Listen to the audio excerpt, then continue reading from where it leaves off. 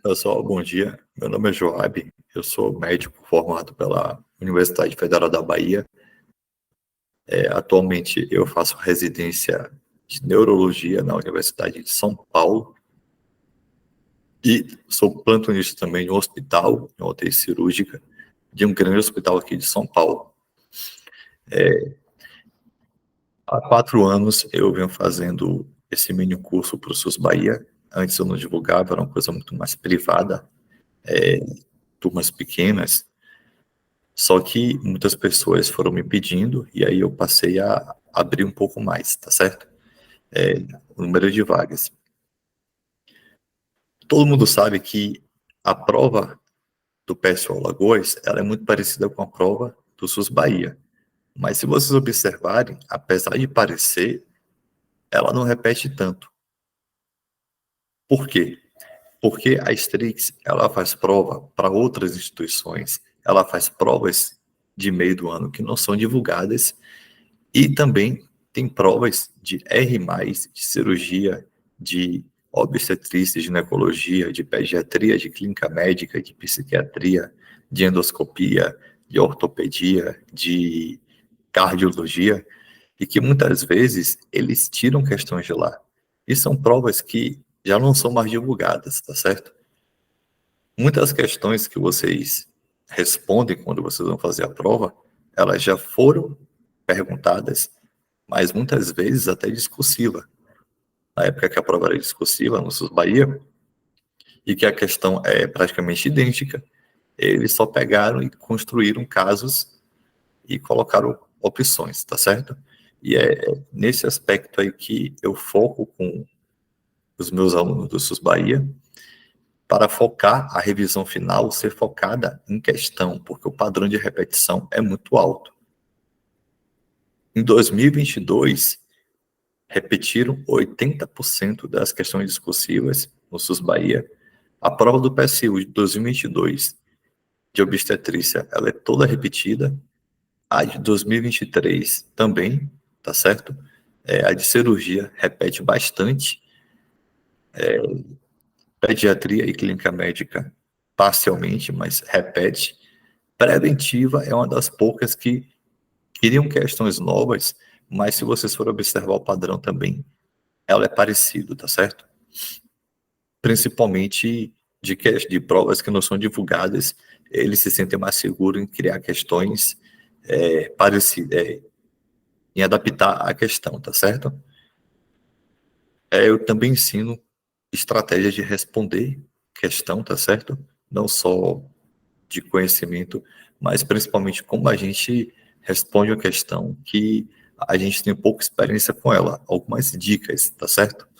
Então vamos lá, vocês vão ver bem nessa prova, que vai ser uma revisão para Alagoas, lembrando que é muito melhor revisão final você direcionar para a prova que você quer, do que você revisar a medicina inteira, tá certo? Quem revisa de forma específica tem maior probabilidade de passar do que quem está lá nesta altura do campeonato memorizando vasculites e colagenoses, tá certo? Bora, homem 25 anos, começando por clínica médica, 25 anos de idade, compareceu ao UBS com queixa de prurido intenso, especialmente à noite. Isso já chama a atenção de uma doença que tem esse padrão de piorar o prurido no período noturno. Associado a lesões de pele, ao exame dermatológico foram observadas lesões papulares e eritematosas com distribuição preferencial nas áreas interdigitais das mãos, punhos, axilas, abdômen e região genital. Nas mãos e nos pés foram encontradas pápulas e sulcos lineares menores que 1 centímetro, além de escoriações secundárias ao ato de coçar. Lembrando que esse ato de coçar essas lesões podem contaminar com bactérias, tá certo? Não houve envolvimento facial ou das plantas dos pés. Lembrar de lesões que acometem as plantas dos pés, né? Como a sífilis, a febre maculosa também pode acometer. Lembrar também daqueles fenômenos de Jano e da endocardite infecciosa. Já são dicas também que a gente pode ficar atento para a prova.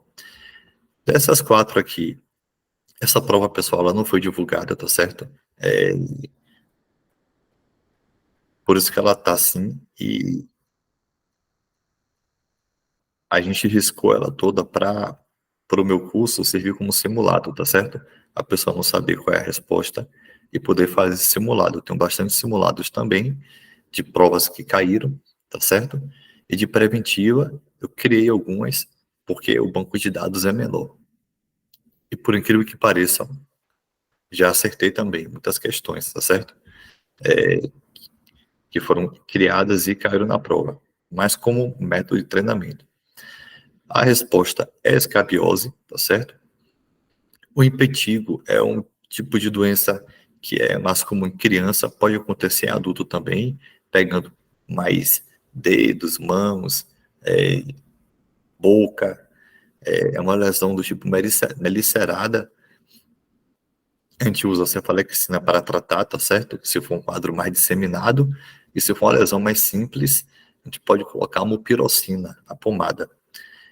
A dermatite atópica, aqui não tem nenhum estigma de que o paciente tenha rinite, tenha asma, ou tenha história familiar, ou tenha xerose. Lembrando que nos recém-nascidos, isso que é mais na pediatria, a lesão ela é mais em áreas extensoras. Crianças maiores ocorre mais em áreas flexoras, tá certo? Tratamento na prova, eles sempre gostam de perguntar isso, Asterix, é hidratação, ou você pode também colocar corticoide tópico se for refratário. Psoríase é bastante diferente, tá certo? São, são lesões que têm várias formas de apresentação. Geralmente, quando o quadro é de psoríase, eles gostam muito de associar com artrite psoriásica ou colocar lesões em unhas, tá certo? Tratamento para escabiose. Ele vai perguntar aqui na 3, já dá o spoiler. Na 2, indique o exame complementar mais adequado capaz de ajudar no diagnóstico dessa lesão. Galera, ainda que a gente não soubesse o que era, será que seria uma imunofluorescência direta? Será que seria um teste cutâneo de alergia? Isso aqui parece uma alergia? Não, né? Ele não deu nenhum fator de risco aqui, não disse que o paciente teve contato com comida, com pólen, com picada de inseto. Exame bacterioscópico, também não, isso não é uma bactéria, tá certo? Diferente do impetigo. Exame parasitológico direto é a resposta, é a forma de identificar a escabiose. Lembrando que é um exame complementar, mas que geralmente a gente não faz, a gente inicia o tratamento por ser um quadro clássico, tá certo? Com base no quadro clínico, indica o tratamento de primeira escolha. Aqui ele colocou a permetrina tópica, é a primeira escolha, tá certo?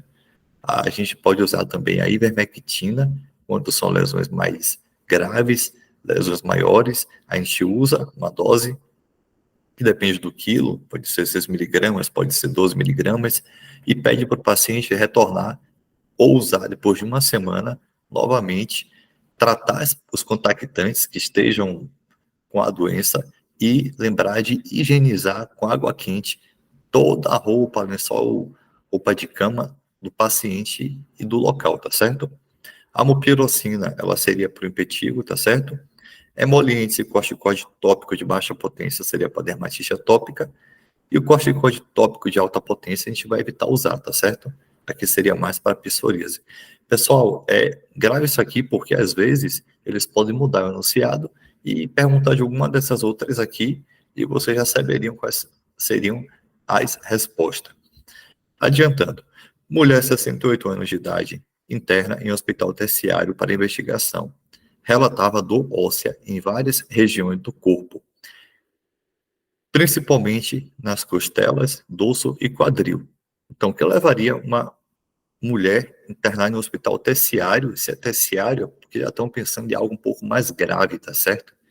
Ela está tendo uma dor óssea difusa, além disso, relatava anemia, ou seja, dor óssea, anemia, fadiga, perdeu peso, 7 quilos em 3 meses, e anemia recente, desculpa, que eu li astenia, anemia e astenia, e anemia recente, com hemoglobina de 9,5.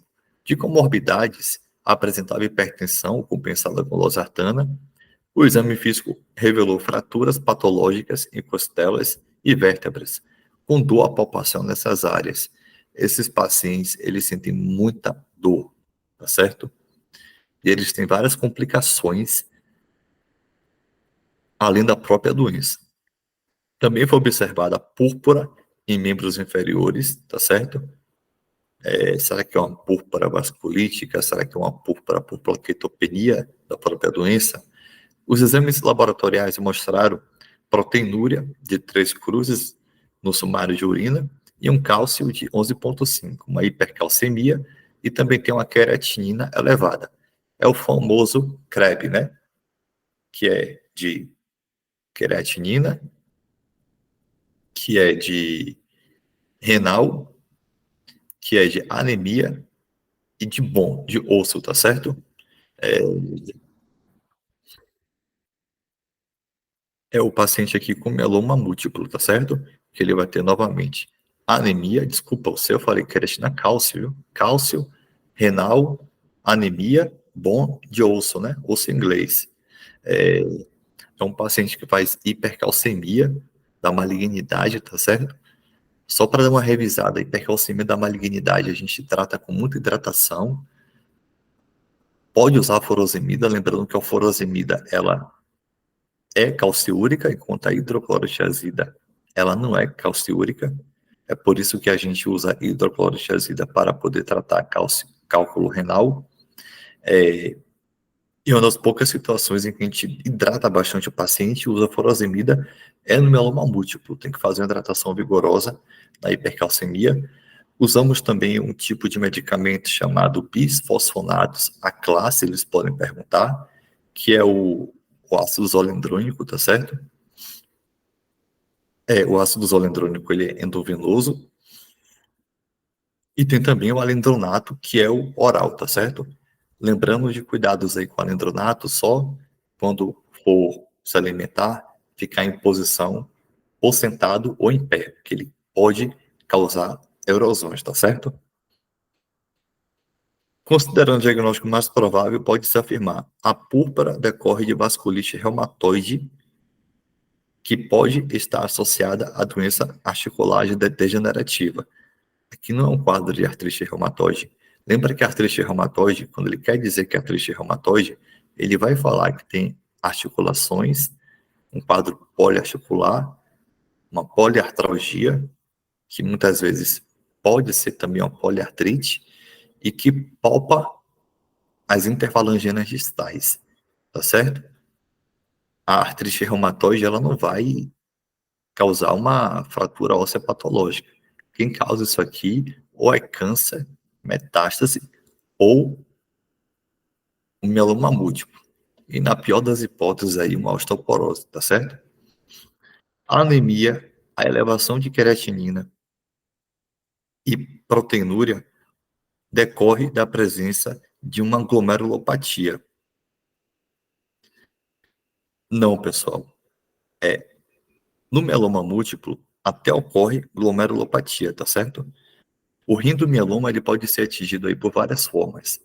A proteína de Benson-Jones pode causar lesão renal.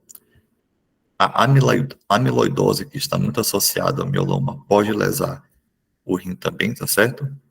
A própria hipercalcemia pode fazer lesão renal, tá certo?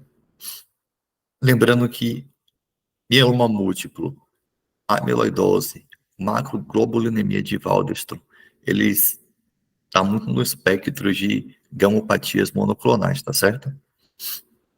A ativação dos osteoclastos, levando a uma reabsorção óssea excessiva e destruição óssea. E isso exatamente o que acontece.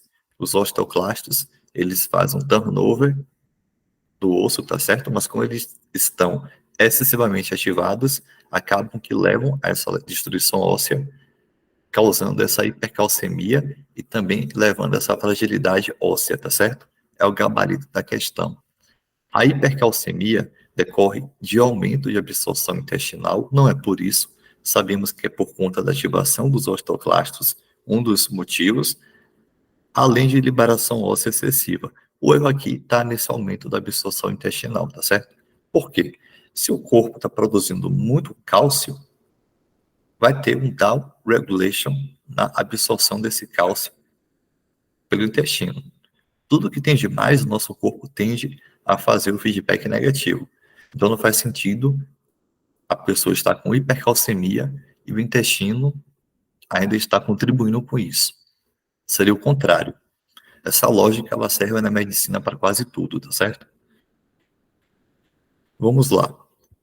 Só mais um detalhe. O mieloma, a imunoglobulina que ele mais libera é a imunoglobulina G, tá certo? Lembrando que é uma doença de plasmócitos, são vários clones de plasmócitos, por isso que a gente vê uma banda oligoclonal, tá certo? Desculpa, uma banda monoclonal, que é um clone só de várias imunoglobulinas que são liberados por clone de plasmócitos. E é isso que a eletroforese de proteínas observa, tá certo? E esse pico monoclonal, que são imunoglobulinas liberadas pelo plasmócitos, eles também ocorrem na macroglobulinemia de Waldenström, mas só que Waldenström libera IgM. O mieloma múltiplo também pode liberar IgM, tá certo? Mas o mais comum é IgG, caso pergunte, tá certo? Waldenström, lembre do W invertam, que vira um M, tá certo? E das imunoglobulinas de bioprognóstico que o mieloma pode liberar é aquela que não serve para nada, que é a imunoglobulina D, né? Que dificilmente a gente ouve falar dela. A ressonância nuclear magnética não ajudaria, a cintilografia óssea também não, dosagem de paratormônio também não, tá certo? E ele pede aqui para confirmação diagnóstica. Cintilografia óssea, ele veria a lesão óssea, mas para confirmar teria que ser a eletroforese de proteínas, tá certo? E também com imunofixação, para você saber quais são as cadeias que estão sendo liberadas do mieloma, se é capa, se é lambda. Isso interfere também em fator prognóstico. Identifique o tratamento de primeira escolha para o caso, segundo o Ministério da Saúde. Tratamento de primeira escolha, pessoal, não é radioterapia. Ia fazer radioterapia no corpo todo, tem lógica, já que é uma célula de plasmócito. Fisioterapia, será que ajudaria? Bifosfonato com fisioterapia? Isso aqui a gente pode usar na osteoporose, mas no mieloma a gente usaria isso? Para tireoidectomia e bifosfonato, poderia até resolver o problema do cálcio. E o outro, e a anemia? E a lesão renal? E a fratura óssea? A resposta aqui é imunomodulador e quimioterapia, tá certo? Então, ainda que não soubesse, por eliminação daria para responder, porque as outras três foram muito fáceis, tá certo? Vamos passar aqui para a próxima, a última de clínica. Mulher, 35 anos de idade, é atendida na UBS com queixa de tosse persistente e falta de ar. Recorrente há mais de um mês. Queixa-se de tosse seca, principalmente à noite. E dispneia associada à sensação de chiado no peito. Ou seja, ela tem critérios aqui de gravidade, né? Uma tosse à noite, de gravidade eu digo de mau controle. Especialmente após esforço físico, ou seja, ela também tem intolerância ao esforço porque fica com falta de ar, com dispneia, com chiado. Já deu para saber aqui do que se trata, né? Só lembrando que tosse persistente, a gente tem que lembrar de tuberculose, tá certo? Mas o quadro dela aqui é clássico. Passou na UPA onde foi prescrito inalador de salbutamol, vem usando com frequência com melhora parcial das crises, nega febre. Ele já quer também aqui descartar coisas infecciosas. Nega comorbidades, durante a consulta a paciente apresenta tosse seca. Sinais vitais estáveis, ausculta com murmúrios vesiculares bem distribuídos, com sibilos expiratórios difusos, ausculta cardíaca sem alterações. Aí ele pergunta, diante do caso e considerando o diagnóstico mais provável, indica o principal efeito terapêutico do uso do salbutamol, ou seja, uma questão de farmacologia. Se na asma a gente tem uma vasoconstricção dos bronquíolos, o salbutamol, é por isso que ouvimos o chiado, você diminui o calibre, o ar quando passa, faz aquele som característico. Você quer aumentar esse calibre, né? Para poder expulsar o ar do pulmão. Então, reduz a inflamação das vias respiratórias, ele não faz isso. Prevenir a ocorrência de novas crises, também não. Relaxar os músculos das vias respiratórias, é o broncodilatador, é a resposta correta. Estimular a produção de muco nas vias respiratórias, também não. Lembrando, pessoal, que hoje em dia tem muitas formulações de drogas que já vêm com o beta-agonista, o broncodilatador, tá certo? De alça longa, junto com o corticoide inalatório, porque o efeito do corticoide inalatório não é imediato, mas é o corticoide inalatório que vai melhorar a inflamação, que vai controlar a doença. Por isso que muitas apresentações são associadas, como o Alenia, que é a budesonida com o formoterol. Tem o Anoro também, que também usa um broncodilatador de alça longa com corticoide. É importante porque o paciente ele fica usando o salbutamol, porque é o que dá o alívio temporário, e muitas vezes esquece de usar o corticoide.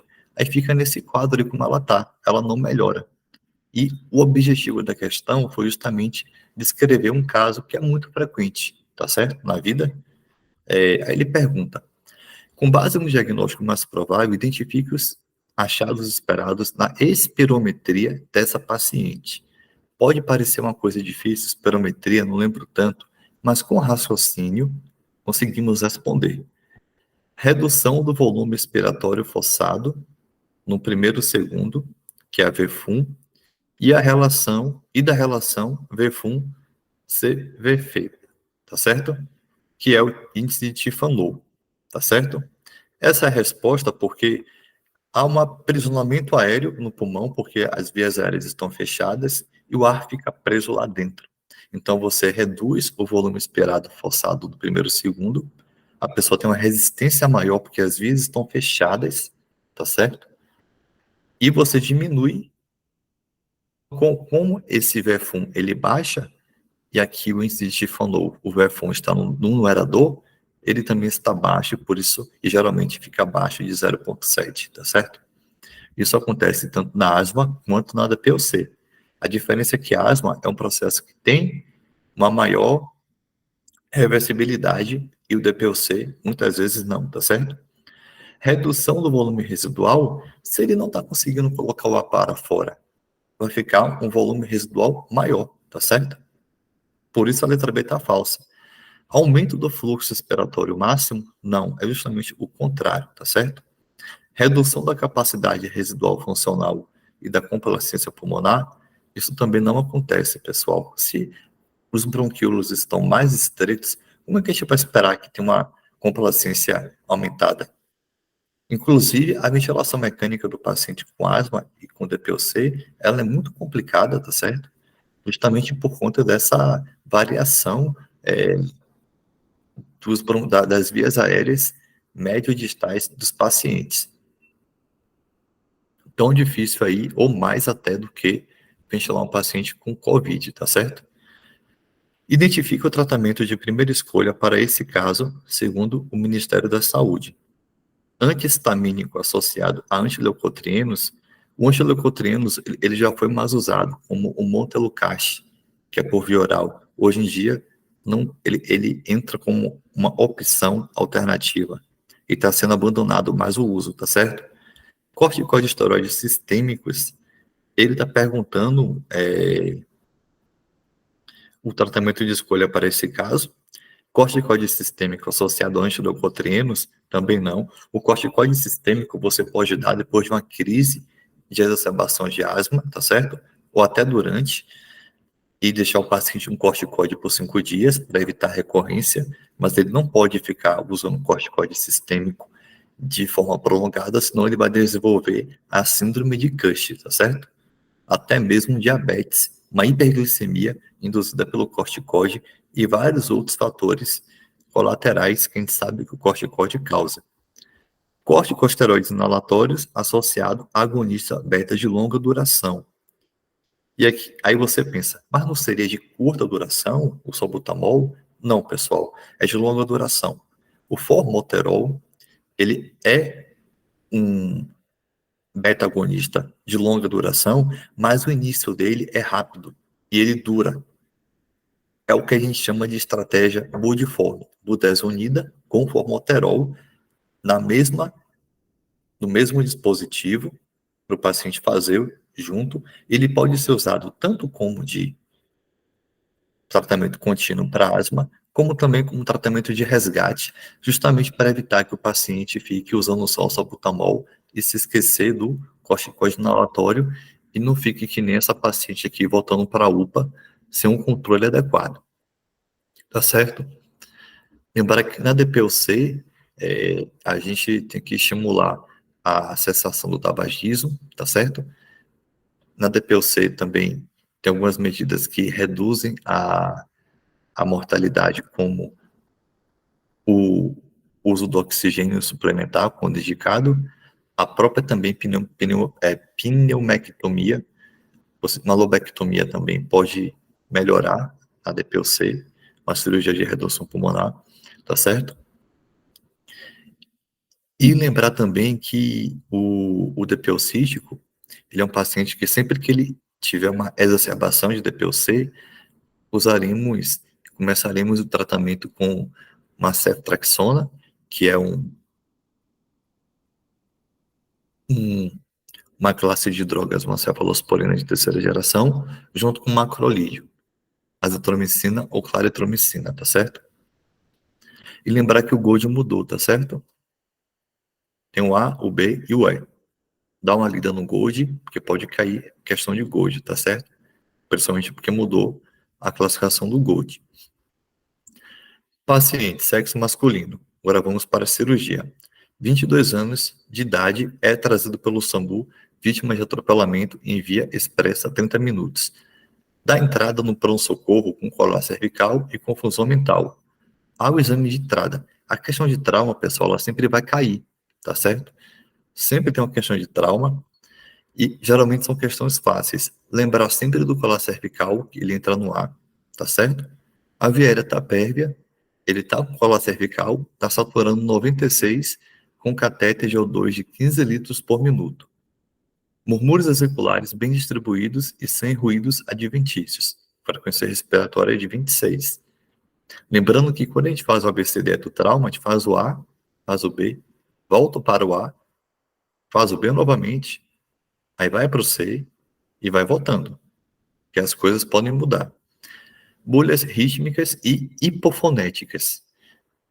Se só tivesse nesse texto aqui a palavra hipofonética, você marcaria a resposta que é tamponamento cardíaco, tá certo? Sempre vai ter algo na questão que basta uma palavra para ele te dizer o que é. Se for hipertimpanismo, é pneumotórax. Se for pulsos assimétricos, como já caiu no PSU, é trauma de aorta. Então, é o tipo de questão que vocês não podem errar, porque ela é fácil, porque geralmente uma palavra vai definir o diagnóstico. Então, basta você memorizar uma palavra e associar com o diagnóstico, tá certo? E no caso do tamponamento cardíaco, é bolhas hipofonéticas. Ele está hipotenso, ele está com a frequência cardíaca de 115. Se você dividir aqui a frequência cardíaca de 115 pela pressão arterial sistólica, você tem um índice de choque muito maior que 1,1. Esse paciente aqui, ele tem indicação de transfusão maciça, tá certo? Aqui mesmo, no início, ele já poderia receber transamin, 1 grama, tá certo? Só que nesse caso aqui, aparentemente, essa hipotensão dele não é por perda sanguínea, não é por um choque hipovolêmico. É pelo aumento de pressão no pericárdio, e o coração ele não consegue fazer um relaxamento, tá certo? Por isso que o paciente fica hipotenso. O abdômen tem dolor, a palpação, ou seja, quer dizer que não tem nada no abdômen ali sangrando, a pelve estável e sempre lembre do toque retal. Eu falava isso para todos os meus alunos, pessoal, toque retal, se não estiver na alternativa, se eles não falarem do toque retal e perguntar o que é para fazer depois, marque um toque retal. Falei mais de 10 vezes e caiu o toque retal, tá certo? E eu vi muitas pessoas colocando radiografia de tórax ou radiografia de abdômen. E erraram a questão. Os meus alunos não, todo mundo lembrou de mim e botou toque retal. Tudo bem que é fácil agora, na hora da prova, as coisas ficam bem mais complicadas. Você tem que ir bem treinado. Escala de Kuma de Glasgow de 12, pupilas isofoto reagentes, escoriações em tórax à esquerda e em face. O Seren, a Strix, desculpa, ele sempre dá uma dica também do local do trauma. Então, ele já diz para você onde é que está a escoriação e facilita muito. Em todas as questões eles fazem isso. Então, aqui, a escoriação está no tórax à esquerda, na região do coração. Outro dado aqui que indica que é um tamponamento cardíaco, tá certo?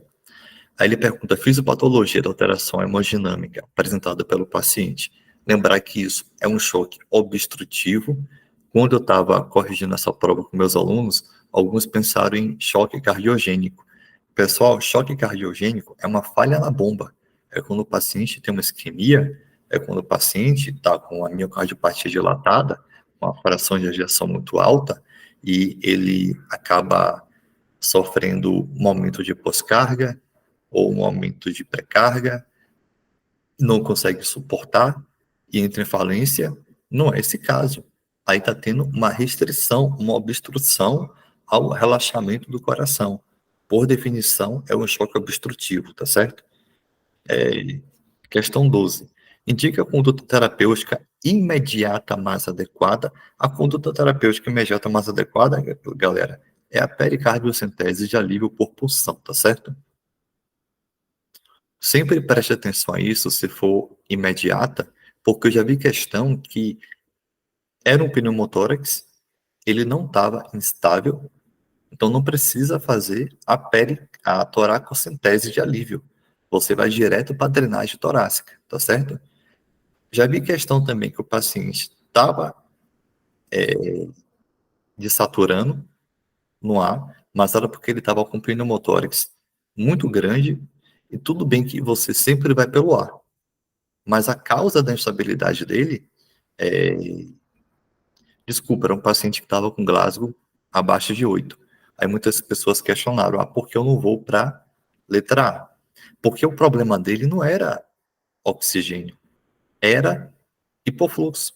Então, se você metesse a agulha ali e fizesse toracocentese em 3 segundos, você poderia melhorar esse fluxo, melhorar o Glasgow do paciente. Entubar o paciente e não fazer isso primeiro, o paciente morreria. Então, muito cuidado com questões de trauma, porque um examinador pode fazer essa pegadinha com você, tá certo? Mas, em geral, a via aérea é sempre em primeiro lugar, tá certo? A não ser se o paciente está com a via aérea pérvia e está com Glasgow abaixo de 8 por alguma outra complicação, como poderia ser essa aqui também. Você vê que o Glasgow dele aqui já baixou, porque ele está fazendo hipofluxo cerebral, tá certo? Não é porque ele tem um TCE, não. Muitas pessoas podem se confundir se esse Glasgow aqui tivesse 7 e hiperintubação orotraqueal, que ele nem colocou aqui também como resposta. Mas na outra tinha e muita gente marcou e errou. Outra questão de trauma, ou seja, vai estudar para o PSO Alagoas, pessoal, estuda trauma. Se eu fosse fazer essa prova, eu iria afiado em trauma. Eu não ia nessa altura do campeonato estar estudando lupus. Eu estudaria trauma. Eu não estaria estudando agora princípio de imunização. Não estaria estudando notificação compulsória. Estaria estudando trauma, tá certo? O paciente sexo masculino, 30 anos de idade, é trazido por populares à unidade do pronto atendimento, após sofrer ferimento por arma branca em tórax à direita, há 30 minutos. Ao exame, há vias aéreas pérvias, saturando 96% em ambiente, murmúrios auriculares diminuído e hipertimpanismo, a percussão em hemitórax esquerdo. Ó, hipertimpanismo é a palavrinha mágica do pneumotórax. Tá com a frequência respiratória aqui até razoável, tá boa? As bolhas estão normais, a frequência cardíaca tá boa, a pressão arterial, se você dividir a pressão arterial sistólica pela frequência cardíaca, ele não tem, desculpa, a frequência cardíaca pela pressão arterial sistólica, ele pontua menos que 1, ou seja, ele não está chocado, o abdômen está indolor à palpação, a pelve, toque retal sem alterações, você vê que é tudo padronizado, né? Como se a pessoa pegasse esse modelo, copiasse e colasse em todas as questões desde 2016, desde 2015, como a Strix começou a fazer prova de residência. Escala de Cume de Glasgow de 15, pupilas isocóricas e fotorreagentes. Ferimento de cerca de 2 centímetros, um quarto espaço intercostal à direita. Vamos lá, de acordo com os dados apresentados, indica a principal suspeita diagnóstica para o paciente. A resposta é pneumotórax. Nossa, mas está aqui.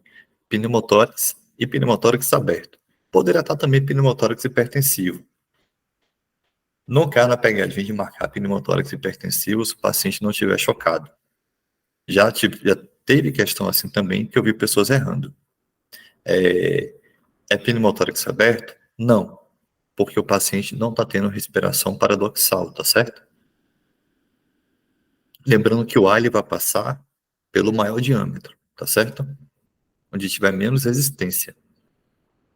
Então, a resposta correta aqui é pneumotórax ou pneumotórax simples, ou pneumotórax sem repercussão hemodinâmica. O tratamento imediato mais adequado para o paciente é realizar. E aí, pessoal?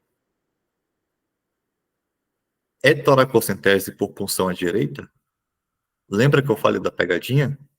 Não, tá certo? Não é a letra D.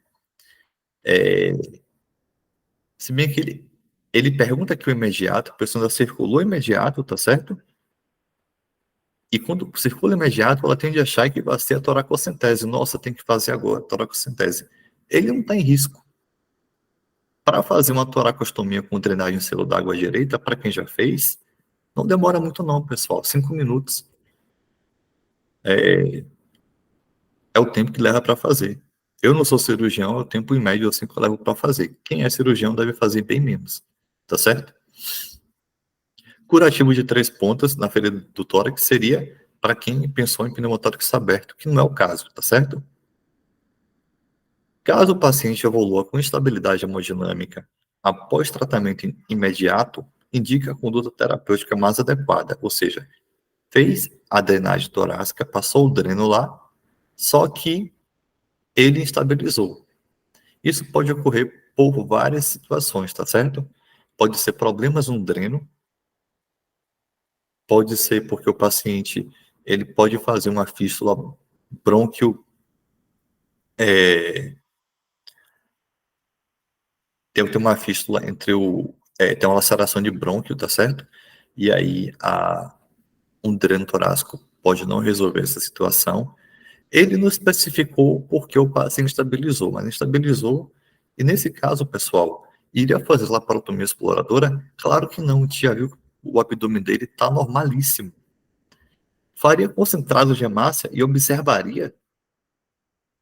Observação, o paciente está instável, a gente vai transfugir e vai observar para ver o que acontece?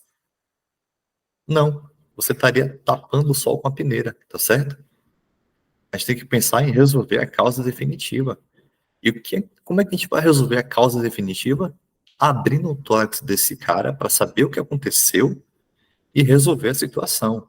Então, a resposta é toracotomia à direita, tá certo?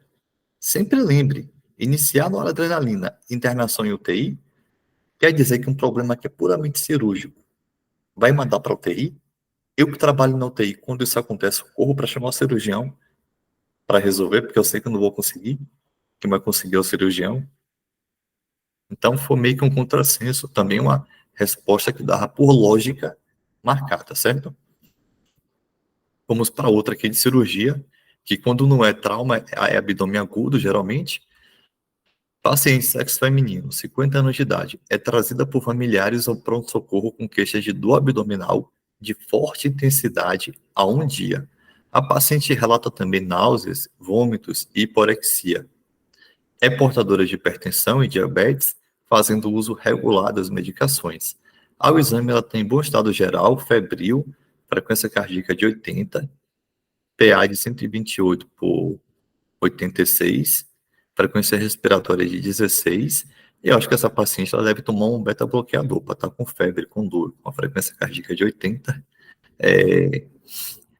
abdômen um pouco distendido, ruído hidroaéreo presente, dor à palpação e hipocôndrio direito com interrupção da respiração à palpação profunda. Ou seja, só bastava esse dado aqui para a gente saber que se trata de uma colecistite aguda. Lembrando que a paciente é diabética, em diabético, a gente pode ter a colecistite enfisematosa, que na imagem de ultrassonografia você vai ver uma porção ali anecoica, tá certo? Que seria o ar na parede da vesícula.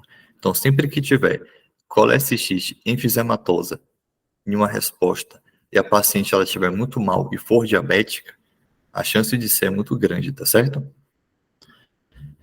Questão 17. Determine o exame complementar mais indicado para confirmar o diagnóstico da paciente.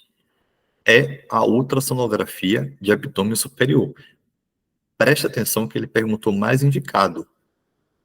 É ultrassonografia, mas o padrão ouro é uma cintilografia, tá certo? E com base no caso, indica o tratamento mais adequado que deve ser instituído. E aí, a resposta vai ser colestectomia videolaparoscópica, tá certo? Porque é só há um dia que aconteceu esse problema, não parece ter nenhuma outra complicação.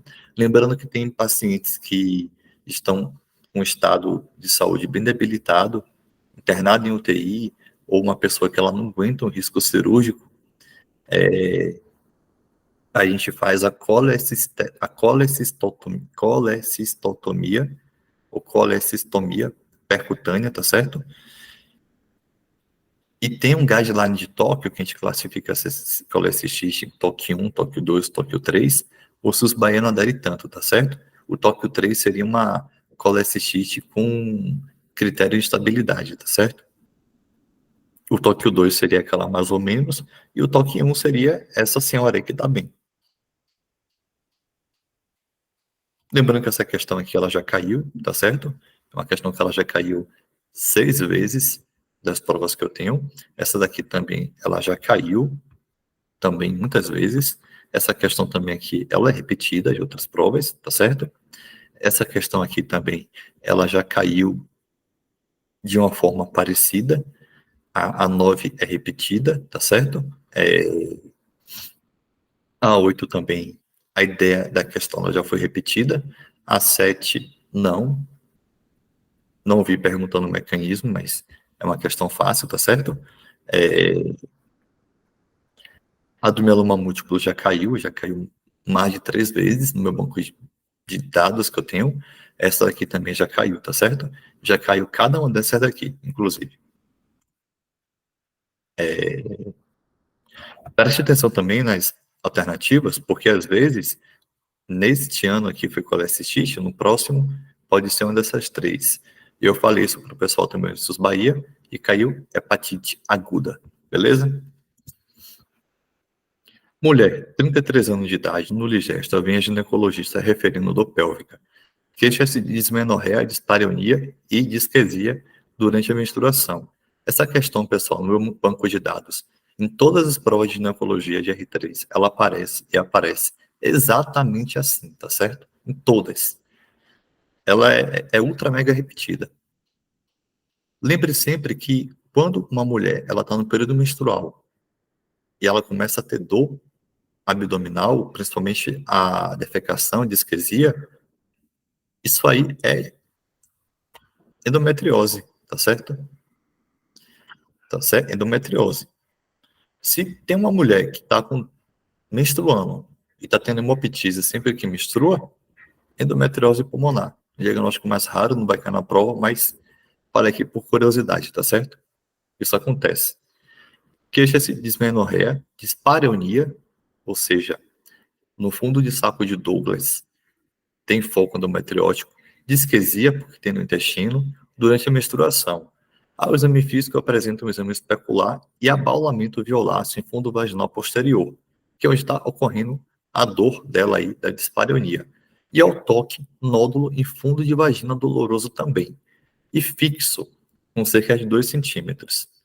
Indica a principal suspeita diagnóstica para o caso. Eu sei que é uma questão fácil, tá certo? Endometriose. Lembrando que a adenomiose, quando quiser falar de adenomiose, vai falar que é um paciente que tem dismenorreia intensa, quando menstrua, tá certo? E ele vai colocar o dado na questão que é útero aumentado. Então, dismenorreia com útero aumentado é adenomiose. Basta saber essas duas coisas. Quando eu estudava para residência, os meus resumos de cada grangeária tinham 2 páginas. Apenas, só o vínculo mental. E eu conseguia acertar as questões. Tem pessoas que fazem resumos que são 3 páginas para cada assunto. Ela vai ler esse resumo na véspera da prova? Ela vai levar esses papéis com ela para a prova? Não. Então, assim, faça vínculos mentais, memorize esses vínculos, que vocês acertam as questões. É assim que eu ensino aos alunos. Para todas as doenças, eu crio o vínculo mental, tá certo? Porque na vida, quando vocês entrarem na residência, vocês vão ver que não é tão simples assim. Vocês vão ver que é muito difícil você dar um diagnóstico de uma vasculite. É muito difícil. Tem pacientes que ficam décadas investigando, mas na prova, se for uma crioglobulinemia, vai estar lá que o paciente é portador de vírus C. Se for uma poliartrite nodosa, vai estar lá que ele é portador do vírus B. Se for uma arterite de células temporais, vai dizer que ele claudica a mandíbula, tem um VHS aumentado. Se for um atacaiaço, vai dizer que tem assimetria dos pulsos, tá certo? É muito fácil memorizar dessa forma. Foi como eu falei na púrpura de Enoch Online. Eu falei, pessoal, é a vasculite que vai cair na prova de pediatria. Ou vai cair Schonlein, ou vai cair Kawasaki. A IJ, que é ano passado, não creio que caia de novo. E se perguntarem de púrpura de Enoch Online, o que eles vão perguntar é uma coisa, é como é que está a plaqueta. A plaqueta está normal. Na PTI, a plaqueta está baixa. Na PTT, a plaqueta está baixa. Na CIVD, a plaqueta está baixa. Na PHS, na púrpura de Enoch-Cholai, a plaqueta está normal. Só levem isso. E é um paciente que pode ter problemas no rim e do abdominal simples. É como se fosse a doença de Berger, a nefropatia por IgA, que também você só precisa gravar, que na prova vai aparecer um ser humano que, de vez em quando, urina sangue, para de urinar e depois volta, e que isso aí tem sim chances de desenvolver uma doença renal crônica, embora não seja comum e é mais comum em asiático. Então, dá para resumir em 5 minutos vasculites, tá certo? 20. Indique o exame inicial para a melhor conduta diagnóstica nesse caso. Biópsia no local da lesão, não é o melhor, tá certo? Principalmente aqui o inicial. Laparoscopia com biópsia. Laparoscopia com biópsia é o padrão ouro.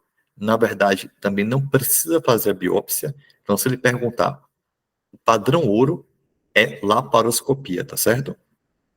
Mas ele perguntou o inicial. O inicial, pessoal, na nossa realidade, é a ultrassonografia transvaginal com preparo intestinal. Ou pode fazer também a ressonância. Mas na nossa prática é a ultrassonografia, tá certo? Ele aqui englobou os dois. 21. Esteroscopia com biópsia não, aqui a gente faz em caso de... Faz uma ultrassonografia primeiro, vê que está com endométrio espessado, aí você pensando ou em câncer de endométrio ou hiperplasia endometrial atípica, você faz a esteroscopia com biópsia, tá certo? Indica o tratamento conservador mais apropriado, levando em consideração sua principal hipótese diagnóstica. Isso aqui a gente pode usar várias coisas, tá certo? Mas vamos lá, essa questão ela já caiu em uma prova repetida, exatamente igual como está aí, e a grande dúvida foi que eles deram como resposta, estava lá na letra A, DIU de levonorgestrel, e tinha uma que era a mini pílula. Eles iniciaram o gabarito com DIU de levonorgestrel e depois eles trocaram o gabarito para a mini pílula, que é só progesterona, tá certo? Então, só por isso aí, bora procurar onde está o progestágeno contínuo, é aqui na letra B, tá certo? Então, primeira linha é usar o progestagênio contínuo, até mesmo o anticoncepcional oral combinado você pode usar, você pode bloquear a ovulação e não ter essas queixas. Mas por que o progestagênio contínuo? Porque ele pode ser no ovulatório, tá certo? E também porque ele age de forma sistêmica. O DIU agiria de forma local. Agonista de NRH por 10 meses, a gente usa por 6 meses, é um tratamento, mas já é um tratamento bem lá para frente, tá certo? Pode usar também miomas, quando o mioma é muito grande, para ele diminuir, para melhorar a anemia, melhorar sangramento. Eczeres e lesão com margem de segurança, primeiro que não precisa de margem de segurança, e segundo que a endometriose é uma doença que é desproporcional o número de lesões para a dor que a paciente está sentindo. Ou seja, você pode fazer a laparoscopia, encontrar muitas lesões e o paciente não está com muitos sintomas, ou você pode fazer a laparoscopia, não encontrar quase nada e o paciente tem uma dor pélvica intratável. Então, questão de endometriose, vai ter dor pélvica e geralmente também eles vão botar um dado na questão que a paciente é nuligesta, ou seja, elas têm dificuldade de engravidar por conta das aderências, tá certo? Mulher, 44 anos de idade, vem ao ginecologista, pois apresenta lesão esbranquiçada em vulva. Outra questão também que repetiu, pode ter parecido difícil aqui, para quem pegou essa questão pela primeira vez, porque ninguém estuda vulva, negligencia a vulva, mas no banco que eu tenho, tem muita questão de vulva, e repete igual. Lesões esbranquiçadas em vulva associado a prurido. Ao exame físico, nota-se apagamento dos pequenos lábios com lesão branca simétrica em formato de 8 e alteração da textura da pele. A pele está apergameada. Foi justamente essa descrição que ele usou em outra prova da pele apergameada. Exatamente assim, a idade da mulher também foi igual, a mesma questão. E olha que é uma questão bem antiga, viu? Eles tiraram do baú e repetiram. E ele pergunta o provável diagnóstico para a paciente. E a resposta era líquen escleroso. E na questão antiga, eles já diziam que era um líquen escleroso na questão. Só que eles perguntavam na questão se tinha relação com câncer ou não. Eles queriam saber isso e queriam saber o tratamento. E pedia diferencial. Mas ele já deixava que era líquen escleroso. Eu falei para o pessoal, galera, gravem isso aqui, porque eles podem repetir isso aqui, parar a questão aqui e perguntar o que é. E a resposta é ser líquen escleroso, tá certo? Não é doença de Page, não é alergia, tá certo? Se fosse alergia, a gente ia encontrar lesões mais com aspectos de cariforme. Câncer de vulva por HPV, também não. Lembrando que o câncer de vulva, a lesão precursora, ela não é o HPV, tá certo? É o líquen escleroso. O diagnóstico diferencial é o líquen simples, que você só vai ver essa lesão esbranquiçada, não vai ter essa pele apergameada. Ele nem colocou o líquen simples aí para não dificultar mais a questão. Talvez se colocasse, algumas pessoas ficassem com dúvida. E câncer de vulva por HPV também não, tá certo? O de vagina tem relação com HPV, tá certo? Tem câncer de vulva também que tem relação com HPV, mas a lesão precursora típica é o líquen escleroso, tá certo? Sobre a principal hipótese diagnóstica, pode-se afirmar não apresentar risco de malignidade e não necessita de biópsia. Era o que a questão anterior perguntava. Então, a 23 aqui, ela está falsa. Apresenta risco de neoplasia e antes de iniciar o tratamento deverá ser feito biópsia da lesão. Perfeito, é a resposta. Não apresenta risco de malignidade, mas deverá ser feita uma biópsia para melhor conclusão diagnóstica. Bom, se não tem risco de malignidade, eu vou biopsiar para quê? Vai mudar minha conduta?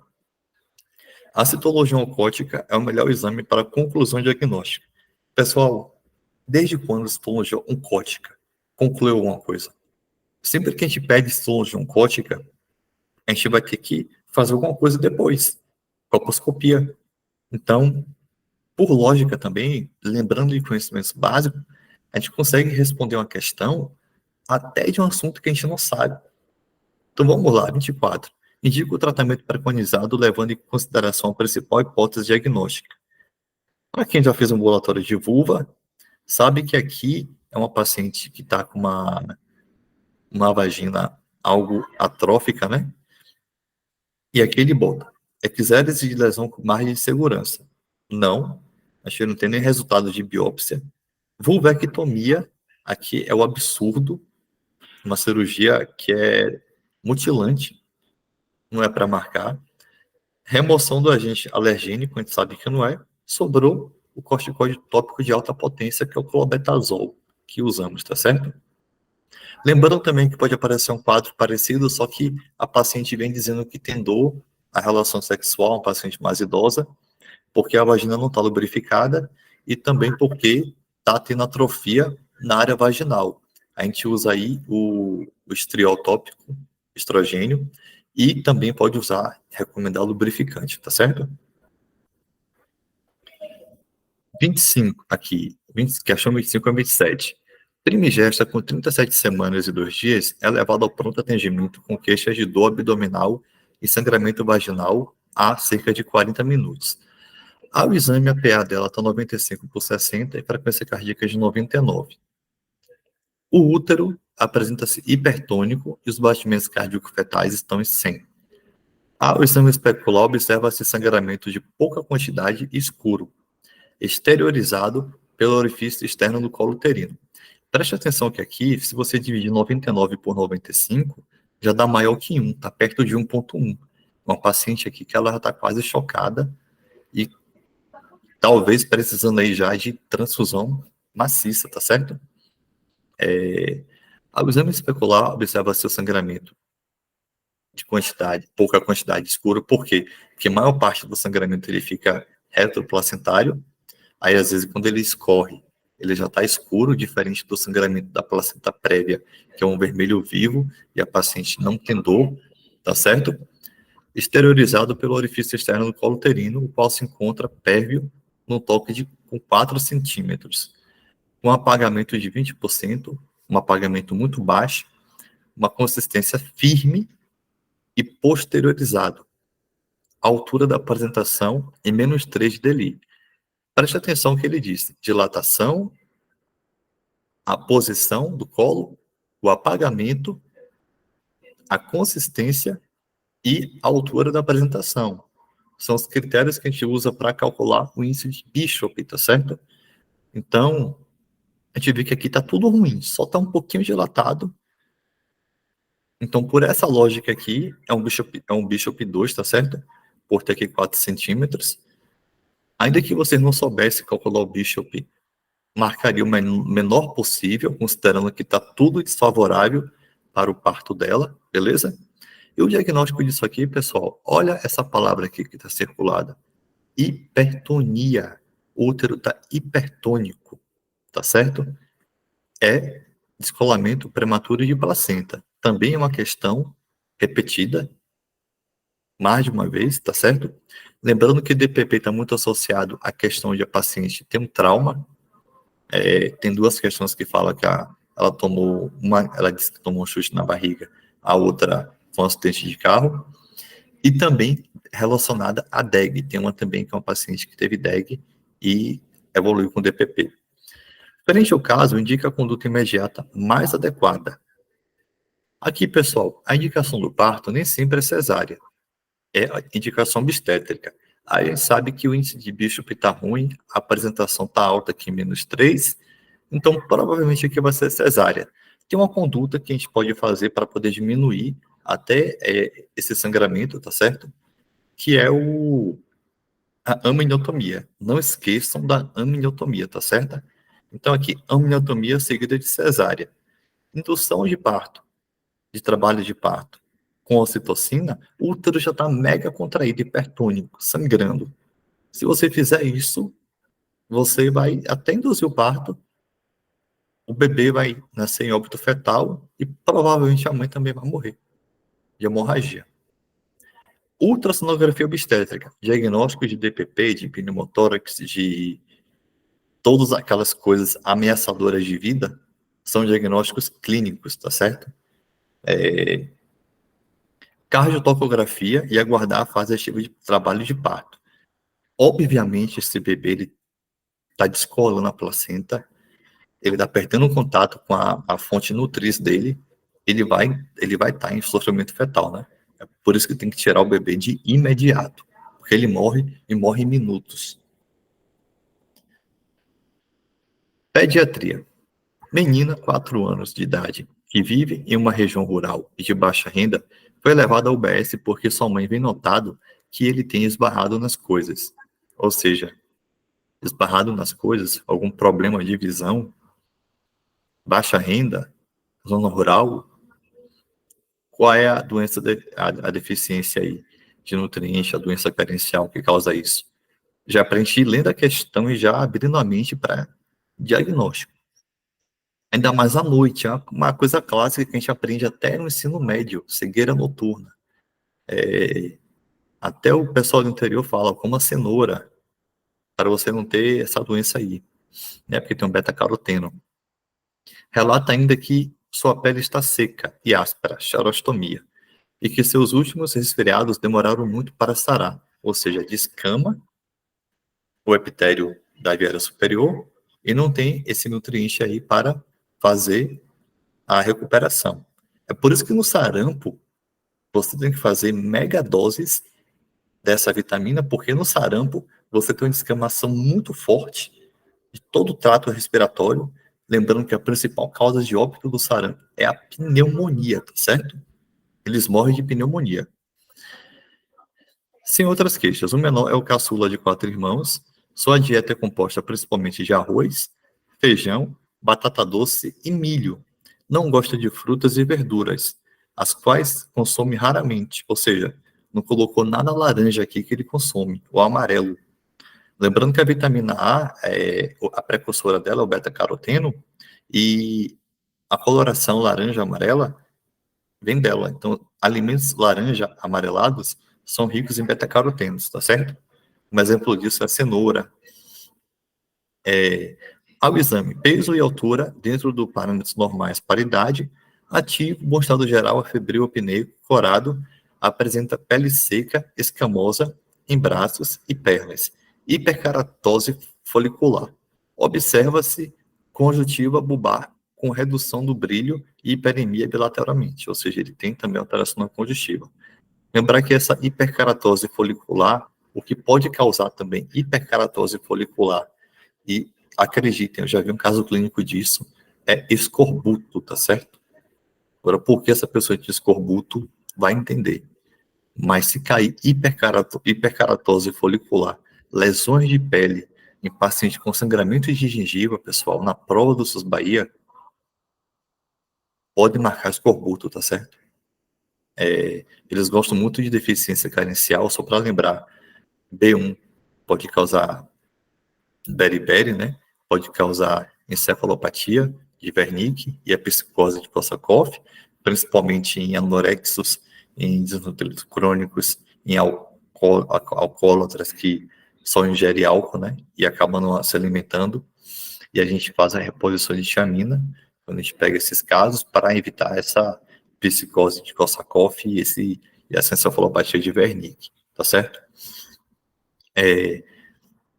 A vitamina B2, ela não traz, assim, nenhum tipo de doença específica, mas ela também dá problemas. B3, que é a niacina, aí leva a pellagra, né? Dermatite, demência. B6, piridoxina, ela causa um déficit ela causa neuropatia periférica. A isoniazida, por exemplo, na tuberculose, ela inibe a piridoxina. Então, por isso que a gente usa a, a piridoxina nesses casos. B9, ácido fólico, pode levar também a anemia megaloblástica, e a B12, a anemia megaloblástica também, e uma condição neurológica, uma mielopatia, que chamamos de degeneração subaguda combinada, tá certo? Que pode dar alterações na medula em várias topografias, e fica até um pouco difícil de identificar a topografia exata desta lesão. Aí quando isso acontece, quando tem um déficit sensorial de um lado, uma perda de sensibilidade térmica, uma perda de própria percepção em outro, a gente começa a pensar em B12, tá certo? Aqui, pronto, né? Desculpa, só para votar. Aí ele pergunta a principal causa do quadro clínico não é marasmo, porque o paciente está bem nutrido, ele só está com essa deficiência de vitamina. Hipotireoidismo, doença de Crohn, costuma cair em prova de pediatria, então cuidado. Lembrar que doença de Crohn na estrix é diarreia com perda de peso, uma diarreia inflamatória, em que ele vai colocar que o paciente tem uma fístula, tá certo? Hipotireoidismo seria se a criança estivesse com lentidão, com a pele seca, que até é compatível, mas a pele não chega a ser xerótica, tá certo? A resposta é deficiência de vitamina A. Quantas características as características da hiperkeratose folicular? Pode-se dizer que uma questão muito difícil, bem específica, tá certo? Mas a gente consegue também responder ela por eliminação. Não é relacionada a prurido nem desconforto. Provavelmente deve ser, né? A pessoa em cada folículo tem uma hiperkeratose, provavelmente deve incomodar a pessoa. Então, eu não marcaria essa. Se manifestam raramente na infância e adolescência. Também não, tá certo? Até porque, se você prestar atenção aqui, o quadro é de uma criança, tá certo? Aparecem pequenas protuberâncias ásperas na superfície da pele. Ele justamente descreveu que é uma hiperkeratose. Não foi tão difícil assim. Aparece principalmente no rosto e no couro cabeludo. Também não, tá certo? A pele do rosto ela é mais fina, ela descama menos. Então, ela vai aparecer em regiões que tem mais descamação, tá certo? A 30 também foi bastante difícil.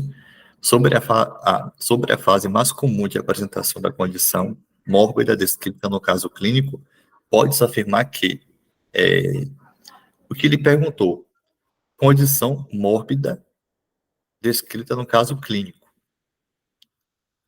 Raramente ocorre em adultos. Eu interpretei que essa condição mórbida seria a cegueira, tá certo? Não, mas ocorre no adulto aí porque o paciente pode ter catarata, pode ter outras complicações, tá certo?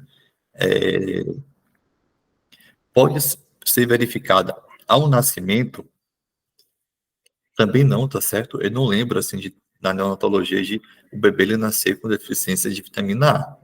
Pelo contrário, ele recebe todas as vitaminas da mãe, tá certo? É mais frequente a partir de 5 anos de idade? Será que seria essa a resposta? Aí tem a letra D. É mais frequente durante a primeira infância. Aí você se pergunta assim, poxa, não faço a mínima ideia. Tem alguma forma de eu raciocinar, usar um raciocínio lógico matemático em relação a isso? Tem, pessoal. Tem. Eu digo isso porque eu fiz metade do curso de matemática quando eu estava na graduação de medicina. Isso me ajudou um pouco a ter um pensamento mais cartesiano, né? Aqui no próprio texto, ele diz que a criança tem seletividade alimentar. E as crianças que têm mais seletividade alimentar são as crianças com menores que 5 anos, tá certo? Crianças na primeira infância, que recusam mais alimentos. As maiores de 5 anos, elas tendem a comer o que são ofertados, tá certo? Isso também foi uma dica que uma aluna minha, quando estava respondendo a prova também, disse também, que por lógica daria para responder se pensasse dessa forma. E é uma questão que eu garanto que se aparecesse aí na prova, a grande maioria erraria, tá certo? E lembrar também que próprio enunciado, ele já colocou a criança aqui com 4 anos, tá certo? Outro dado aqui também que podia te ajudar a responder a questão, tá certo? Lembrando que prova, pessoal, não é só conhecimento. Você pode pegar aquele aluno que estuda 14 horas por dia, que sabe tudo, que memorizou todos os critérios, todas as classificações, mas que não aprendeu a raciocinar, não aprendeu a treinar prova, tá certo? Não estudou a prova que ele está prestando. E às vezes toma pau na prova, tá certo? Enquanto outros que não estudam nada o ano inteiro, na véspera da prova, pega todas as provas antigas para fazer e se dedica só naquele estudo direcionado, pega o padrão, às vezes acaba até passando. 31. Menina, 12 anos de idade, chega a UPA com queixa de dor abdominal intensa há 12 horas. A dor é difusa, mais intensa na região superior do abdômen, acompanhada de náuseas e vômitos associados. Não conseguiu comer desde o início da dor. Refere que há aproximadamente 10 dias surgiu edema em região facial bilateral na junção com o pescoço, que era doloroso. Perceba que é um edema que ele é bilateral, tá certo? Então a gente tem que pensar alguma coisa que tenha na região do pescoço, da mandíbula, que seja bilateral. Ela é saudável, e não tem antecedentes médicos pessoal ou familiares significativos. Ou seja, ele também está te induzindo a falar que é uma doença nova, talvez infecciosa. Ao exame está em regular estado geral, hidratada, febril, corada, anictérica, observam-se edema nas regiões laterais da face, nessa região. Simétrico, sem alterações cutâneas locais. De superfície um pouco irregular, endurecida. Levemente dolorosa a palpação. Ou seja, ele está descrevendo aí uma estrutura que a gente tem nessa região do corpo. Apresenta dor abdominal, palpação na região superior do abdômen. Essa dor abdominal aí, ela tem uma explicação, tá certo? É uma associação que tem que fazer com essa doença. Foi uma questão também um pouco mais difícil, mas como eu digo que como as coisas se repetem, para quem já viu, não é tão difícil assim. Eu já atendi um caso assim, em um avião de voo internacional. Fiquei uns 5 a 10 minutos tentando falar inglês, espanhol, portunhol, né? Aquele inglês mal falado, aquele espanhol pior ainda, para no final de tudo descobrir que era uma senhorinha japonesa, mas que ela era brasileira, ela sabia falar português. E ela tinha parotidite, que é a cachumba. E aí ficou aquele dilema se eu contava para os comissários que ela ia fazer uma conexão em outro país para vir para o Brasil, para ver se ela poderia entrar no voo ou não. E os familiares dela também estavam com sintomas. Eu coloquei a minha máscara e vim no voo. Orientei que eles não pegassem o voo, mas não aceitaram. Adenoma cervical não, pessoal. 12 anos de idade, não está na idade, então adenoma cervical. Adenite bacteriana também não, tá certo? A gente poderia até pensar em uma pedra em alguma glândula salivar, que eles chamam de, se eu não me engano, cialodenite, algo assim. Desculpa se eu me pronunciei o nome errado. Mas que é bilateral, tá certo? Coxaciose salivar também não, porque não explicaria os sintomas abdominal. Então, isso aqui é a cachumba, tá certo? Olha, os baianos gostam dessas doenças antigas. É muito comum cair questão de sarampo, de cachumba, de deficiência de vitamina A, de guaxiocó, de marasmo. Eles gostam disso. Quem faz a prova de pediatria são pessoas mais antigas, então às vezes eles já viram muitas essas doenças e por isso que eles cobram, tá certo? Tanto que no SUS Bahia, às vezes, no gabarito das respostas abertas antigamente, o gabarito viu o nome de uma vacina e ela nem é mais produzida. Já aconteceu isso. Hoje eles usarem na prova gráficos que já não são usados há muito tempo. Identifique as condições que podem ser predisponentes à ocorrência do quadro abdominal semelhante ao apresentado no caso em crianças. Vamos pensar, ela está com uma dor na região epigástrica, né? Abdômen superior, na verdade. dor em abdômen em região superior do abdômen, nem epigástrica. O que é que dói na região superior do abdômen, pessoal? Que deixa a pessoa com perda de apetite, pancreatite. Lembre disso. E dessas condições aqui, o que é que causa pancreatite? Fibrose cística, uso de salicilato. Lembra que na fibrose cística a gente tem uma deficiência na produção do pâncreas exócrino. Mas uso de AS não causa. Traumatismo abdominal poderia causar, mas tireoidite não. Hipertrigliceridemia causa, é uma causa clássica de pancreatite. E o uso de corticosteroides também pode causar pancreatite. Como eu falei lá no começo, deixar o paciente com corticoide oral por muito tempo, deixa-lo em risco de várias complicações. O próprio corticoide ele interfere também no metabolismo aí dos triglicérides. Anormalidades congênitas podem levar a pancreatite, como pâncreas anular, pâncreas de Wieson, mas infecções bacterianas, difícil, né? Você ter uma pancreatite bacteriana, não. Você pode ter uma pancreatite que pode evoluir com necrose e essa necrose infectar, mas não infecções bacterianas. Infecções bacterianas poderiam até levar a uma adenite mesentérica por algum vírus, que nem seria bactéria, e causar uma dor parecida, mas a melhor resposta aqui é a letra C. Indica a conduta terapêutica adequada para o cuidado dessa adolescente no momento, tá certo? E aí, qual seria? Se vocês prestarem atenção, a paciente está com muita dor, tá certo?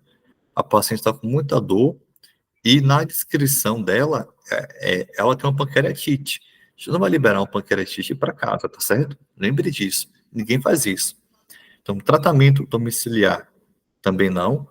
Hidratação, dieta de acordo com a aceitação. Hospitalização, dieta, hidratação oral e tramadol. A dor dela tá intensa. A gente não vai começar com um opioide fraco, tá certo? Lembrar que quando a dor está muito intensa, a gente bota um opioide forte e um analgésico simples para fazer uma analgesia multimodal e com o tempo a gente pode até escalonando essa analgesia, tá certo? Tratamento domiciliar que está errado, a melhor resposta é hospitalização, dieta restrita em gordura, hidratação intravenosa, morfina ou meperidina, tá certo? Seria a melhor resposta aí para a questão. Ou seja, tratamento de pancreatite.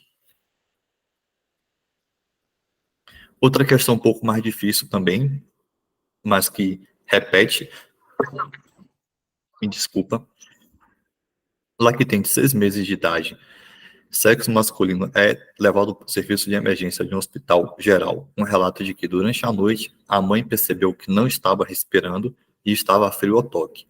Ao chegar ao hospital foi constatado o óbito, a criança que já apresentava midríase paralítica. Familiares informaram que a criança não apresentou nenhum sintoma ou sinal de doença nas semanas anteriores. Realizadas inspeções segmentadas no cadáver, aí para procurar provavelmente algum sinal de violência, não foram encontradas normalidades aparentes. O pediatra plantonista registrou no prontuário e informou a família a sua impressão diagnóstica, ou seja, o que ele pensa não representa a verdade, tá certo? Foi a impressão diagnóstica dele que o bebê morreu aí de morte súbita do lactente, uma vez que não foram encontradas causas aparentes no óbito após a sua investigação. Mas supondo que essa criança tivesse levado um soco no abdômen, uma coisa horrível, e falecesse, o pediatra também não teria como saber, tá certo? Então, isso aí vai ajudar na resposta da questão 36. Eu sei que falar isso é uma coisa um pouco forte, eu tenho um filho, criança, mas eu já trabalhei com pediatria por 4 anos e eu via coisas assim que eram tristes, tá certo? É por isso que quando a gente pega uma criança com qualquer coisa, a gente olha dos pés à cabeça, às vezes até pede raio-x de osso longo para ver se tem fratura consolidada, faz o fundo de olho para ver se tem hemorragia retiniana quando o bebê chega com suspeita de crise convulsiva, ou quando chega muito molinho, né, para pensar na síndrome do bebê sacudido. A morte súbita é uma causa importante de mortalidade em lactentes, e a frequência desse evento ocorre principalmente em crianças com idade. Bom, é uma questão difícil, mas não é após o primeiro ano de vida. A morte súbita, o mecanismo dela é desconhecido, mas acredita-se que seja uma criança que ela entra na apneia e o sistema nervoso central dela está um pouco imaturo e não responde bem a essa apneia e acaba falecendo, ou também quando a criança se sufoca, tá certo? Por isso que eles falam para não deixar a criança dormir no mesmo quarto, na mesma cama que os pais, porque pode fazer um vácuo pelo peso dos pais, a criança se sufocar, não deixar a criança de bruço, porque ela pode se sufocar também, tem que deixar com a barriga para cima. A chupeta, por incrível que pareça, ela protege contra a morte súbita, embora seja aí para alguns o contrassenso, ela protege, tá certo? Não enrolar a criança, tá certo? O ideal é agasalhar bem a criança, tá certo? E se você for colocar algum lençol, prender bem esse lençol para nunca acontecer de a criança puxar o lençol e cobrir a cabeça, tá certo? Para quem tem filhos, como eu, é até mais fácil lembrar disso. Ó, a gente sabe que geralmente vai até 6 meses a morte súbita, tá certo?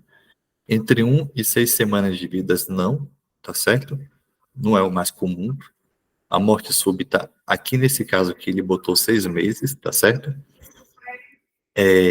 A gente sabe que vai até 6 meses, que é o tempo que ocorre a morte súbita. Nesse caso aqui, a gente nem sabe nem se é morte súbita mesmo, mas a idade onde mais ocorre é entre 2 e 4 meses, sendo que pode ocorrer assim, em geral, até 6 meses, tá certo? Após o primeiro ano de vida, geralmente não ocorre mais. A criança ela já aprende a se virar sozinha, tá certo? A questão 35. As condições mais frequentemente associadas à morte súbita em lactência se incluem como fator de risco é o tabagismo durante a gestação. Lembra que a criança ela já nasce com essa predisposição a ter a morte súbita, tá certo? Dormir em posição supina, ela ajuda, tá certo? Hipotermia, ela não aumenta a chance de morte súbita, tá certo? Até porque hipotermia, se você for pensar, como é que essa criança entraria em hipotermia? Difícil, né? Pós-maturidade também não tem relação. O tabagismo aqui, pessoal, durante a gestação, se vocês forem considerar que a criança, ela já nasce com essa predisposição a ter morte súbita, você pensar em um fator que pode alterar o sistema nervoso central dela, que, por lógica, é o tabagismo, e dormir em posição supina, todo mundo sabe, isso tem até campanha em TV mostrando isso, tá certo? Indique a conduta adequada do médico de plantão da emergência, nesse caso, de acordo com o Código de Ética Médica. A questão não é quis te enganar, porque o médico examinou, o médico deu a impressão dele que era morte súbita, mas lembra do meu exemplo. E se fosse uma lesão, tipo, no abdômen, que rompeu algum vaso ali dentro e não deixou marcas? Então, você não vai ficar examinando cadáver no pronto-socorro, não. O cadáver chega, ou você manda para o ML, ou você manda para o serviço de verificação de óbito, tá certo? Então, aqui, a resposta foi encaminhar o corpo para o serviço estadual de verificação de óbito. Ele nem colocou aqui o ML para não te deixar em dúvida, tá certo? Solicitar a presença do conselho tutelar para conduzir a situação? Não, porque pode não ter sido maus tratos, pode ter sido morte súbita mesmo. Você não vai, sem provas, acusar ou chamar o conselho tutelar, você chama quando você vê evidência de abuso. Realizar no hospital investigação completa, você vai investigar um cadáver. Quem já fez isso aqui? Quem já é médico, até mesmo no internato, quem já observou isso sendo feito? E minuciosa para estabelecer a causa da morte, alguém que já veio fazer tomografia em cadáver, às vezes dá até vontade para descobrir o que foi que aconteceu quando o paciente chega e morre ou chega morto. Mas Se não faz, não muda a conduta. Exame só para mudar a conduta, tá certo? Da declaração de óbito, você vai lá dizer que morre súbita do lactente, depois a mãe da criança, o padrasto, vai e revela que maltratou a criança, e você fica como perante a lei. Então, pessoal, o raciocínio, ele vale muito. Lembre sempre que vocês passaram 6 anos na faculdade de medicina, alguns trabalham, e prova é raciocínio. É mais raciocínio do que conhecimento, tá certo? Você pode pegar a pessoa que estudou, o médio curso, fez todas as questões, pega uma prova dessa aqui, e ela não vai acertar, porque tem muita coisa aqui que vai além desses conhecimentos. Você tem que usar uma tática, uma estratégia, tá certo? E treinar essa estratégia no SUS Bahia, com provas anteriores, é a melhor estratégia. E principalmente com provas que não são divulgadas, que são as provas que eu tenho, estou aí fazendo minha propaganda, e é assim que meus alunos passam em dermato, em neurocirurgia, em neurologia, nas áreas que eles escolherem, tá certo? O SUS, aqui ele vai falar sobre o SUS, enfim, beleza? Aí ele bota aqui, essas ações envolvem desde a investigação de surtos de doenças, ele está falando de vigilância, aí as agressões no meio ambiente, através da implementação de ações de vigilância e saúde ambiental, e o SUS busca identificar, monitorar e controlar os impactos negativos no meio ambiente e na saúde humana. Essas ações envolvem desde a investigação de surtos de doenças relacionadas ao ambiente até análise de qualidade da água, do ar e do solo. Além disso, o SUS também atua na promoção da saúde e na prevenção de doenças relacionadas ao meio ambiente através da educação em saúde e da adoção de práticas sustentáveis. Dessa forma, o SUS contribui para a proteção da saúde da população e para a preservação do meio ambiente. Um dos problemas graves de contaminação ambiental deve ser a atividade de garimpo de ouro, com o uso de mercúrio poluindo os rios e entrando na cadeia alimentar humana. O quadro mais grave da contaminação por mercúrio é a síndrome de Minamata, que leva esse nome em razão da contaminação da Baía de Minamata no Japão. Galera, eu falei até para os meus alunos que poderia cair saúde indígena na prova, tá certo? Os bahienses gostam muito de... Tem algumas pessoas que fazem a prova de preventiva, provavelmente tem alguém que é da assistência farmacêutica, porque não justifica essa prova cair tanto LME, Conitec, CEAF, coisa de farmácia. Provavelmente é alguém de saúde pública da área de farmácia. Tem também uma pessoa que é da área da epidemiologia, que sempre quer uma questão de meio ambiente, de vigilância ambiental, de doenças, de boletim epidemiológico, e tem um médico da família, que vocês veem que de vez em quando cai uma questão aí de princípios de estratégia de saúde da família. Provavelmente são esses 3 tripés aí de pessoas que fazem questão. Lembrar que o SUS Bahia é uma prova que ela foge muito do padrão das outras. Eles não ficam cobrando muito cálculo de especificidade, sensibilidade, embora de vez em quando apareçam, eles gostam muito de política de saúde. E são questões aleatórias, tá certo? Vocês têm que treinar essas questões aleatórias e tentar achar uma lógica nessas questões. Eu consegui achar algumas, tá certo? Ele pede aqui como é a contaminação pelo mercúrio, que a gente chama também, se não me engano, de hidrargenismo. Se eu estiver errado, me desculpa, me veio na cabeça aqui esse nome. Tem o saturnismo também, que é pelo chumbo, né? Que causa aquela orla de Borton nos dentes, na gengiva, na verdade. Lembrando que muita gente pensa até que tiro, acidente de PAF leva a saturnismo, se a bala fica alojada.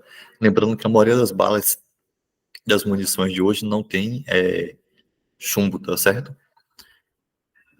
Aí ele pergunta, pulmonar levando a fibrose intersticial, insuficiência respiratória?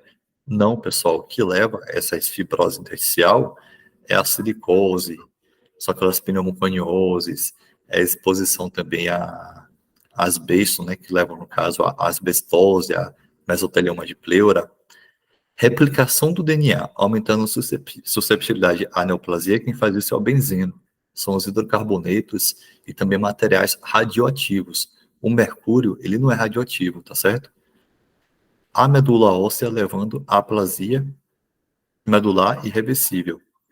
Desculpa, eu confundi. Quem leva a medula óssea é o benzeno, é um hidrocarboneto que ele se acumula na medula óssea, e quem altera a replicação do DNA é a radiação, tá certo? São metais que faz o decaimento radioativo, né? Que é o que a gente chama de força nuclear fraca. Então, sobrou aqui o que é o correto, o neurológico, provocando convulsões e perda de coordenação, tá certo? Indique a vigilância no SUS responsável por monitorar no Brasil a ocorrência de agravos às ações das populações que sofreram a contaminação ambiental por substâncias tóxicas. E aqui, lembra muito, está muito relacionado aqui a garimpo, a região ribeirinha, quem sofre mais disso são os índios, tá certo? E tem um órgão, que é a Fundação Nacional da Saúde, né, a FUNASA, que ela monitora esses agravos aí dessa saúde do índio, da saúde ambiental, que protege aí esses casos aí de contaminação quando ocorrem. É a FUNASA que é responsável pela monitorização, tá certo? A Agência Nacional de Vigilância Sanitária, a Anvisa, não, tá certo? É uma coisa muito específica, não seria a Anvisa. Centro de Informações Toxicológicas, também não, tá certo? Lembre que não seria um centro, né? Seria uma fundação, uma agência, né? O Sereste, Saúde do Trabalhador, não, porque isso aqui não vai contaminar o trabalhador que vai lá garimpar por 6 meses e vai embora, não. Vai contaminar a população que mora naquela região, que fica o resto da vida ali. Indique a arbovirose que mais sofre impacto epidemiológico decorrente da degradação do meio ambiente no Brasil. Lembrar que a malária, pessoal, a malária, ela fica em áreas de mata. Então, você pega a malária se você for fazer trilha. Então, não seria malária, né? Se você degradasse essa área. Zika vírus e chikungunya também não. São vírus eles são vírus urbanos.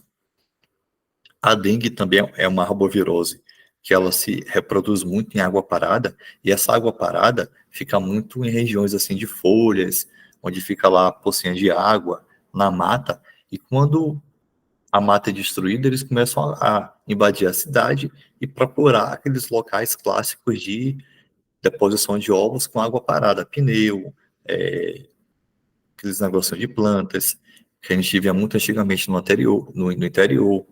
Então, dengue, tá certo? É a resposta. Ainda que você ficasse em dúvida, chegasse a esse raciocínio da malária, que a malária você pega na mata, assim como a febre amarela, ficasse entre dengue, chikungunya e zika, galera, epidemiologicamente, que sofre mais impacto dessas três, qual a mais comum? É a dengue disparada, galera. Não tem racional você deixar de marcar dengue para marcar chikungunya, para marcar zika, que são coisas mais recentes. A dengue a gente está aqui no Brasil há séculos.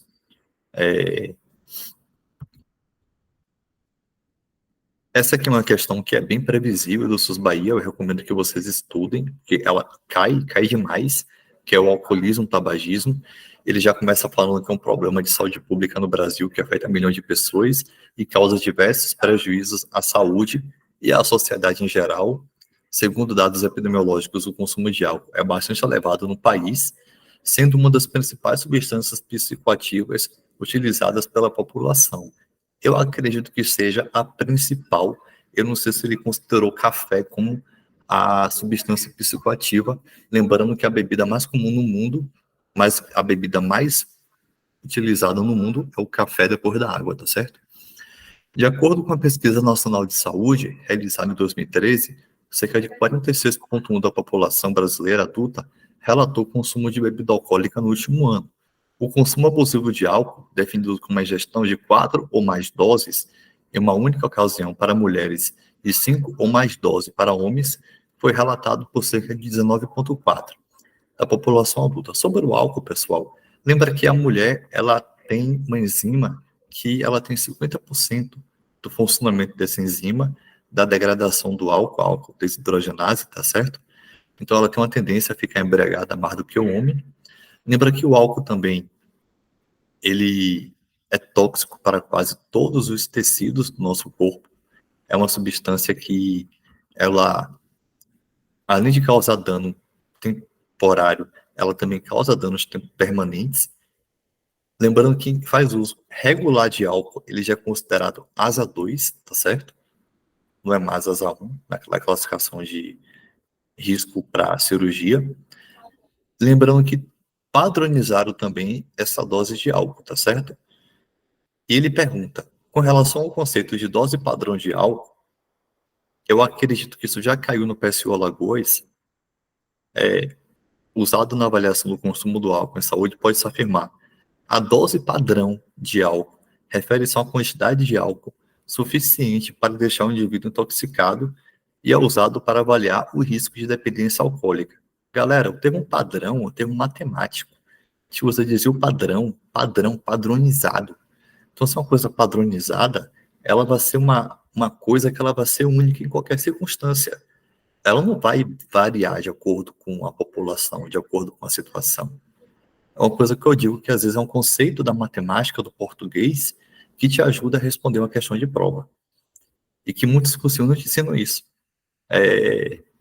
A dose padrão de álcool, a gente já viu aqui, está errado, porque não depende da pessoa, depende da própria dose, que ela é padronizada, e eu vou falar o valor. A dose padrão de álcool refere-se a uma quantidade de álcool que pode ser metabolizada pelo fígado em 1 hora, também não seria padrão. O fígado de uma pessoa normal é igual ao fígado de um cirrótico chave C? Não. E é usada para avaliar a capacidade de indivíduos de tolerância ao álcool? Também não. A dose padrão de álcool refere-se a uma quantidade de álcool que contém aproximadamente 14 gramas de álcool puro. Olha que perfeito! 14 gramas de álcool puro. E é usada para avaliar o consumo de álcool em termos ao risco de saúde. Não tem como não marcar essa. Tem pessoas que olham questões assim e se desesperam. A grande maioria dos relatos dos meus alunos desse ano foi essa. Que falava, Joab, antigamente eu vi uma questão que eu não sabia, eu chutava qualquer letra. Não sei qual a dose padrão, eu vou marcar a letra C, vou marcar a letra B. E eu ensino, nunca faça isso, pessoal. Nunca. Sempre tentem. Sempre vai ter absurda, sempre vai ter a que vai generalizar, sempre vai ter que vai restringir, sempre vai dizer que, se for uma questão de raiva e falar, todos os pacientes com raiva morrem, a raiva tem letalidade de 100%, tá errado. No Brasil já sobreviveram 3 pessoas. Essa doença sempre causa isso. E se lá na Índia teve uma pessoa que teve essa doença e não teve? Então nunca marque sempre, nunca,